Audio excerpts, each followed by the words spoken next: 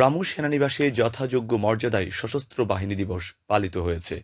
দিবসটি উপলক্ষে গতকাল সেনাবাহিনীর ১০ পদাতিক ডিভিশন আয়োজিত অনুষ্ঠানে আগত বীর মুক্তিযোদ্ধাসহ অতিথিদের অভ্যর্থনা জানান ১০ পদাতিক ডিভিশনের জেনারেল অফিসার কমান্ডিং ও Cox's Bazar area commander major general Mohammad Asadullah Minhajul Alam. প্রধান অতিথির বক্তব্যে জিওসি মহান মুক্তিযুদ্ধে কক্সবাজার অঞ্চলের মানুষের অসীম সাহসিকতা, সহযোগিতা ও বীরত্বপূর্ণ অবদানের কথা স্মরণ করেন। এছাড়া তিনি কক্সবাজার অঞ্চলের বীর মুক্তিযোদ্ধাসহ সকল বীর শহীদদের প্রতি বিনম্র শ্রদ্ধা জানান।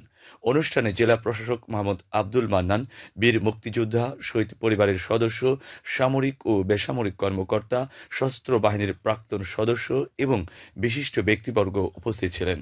পরে কেক কাটা এবং বীর মুক্তিযোদ্ধা ও শহীদ পরিবারের সদস্যদের হাতে উপহার সামগ্রী তুলে দেওয়া হয়।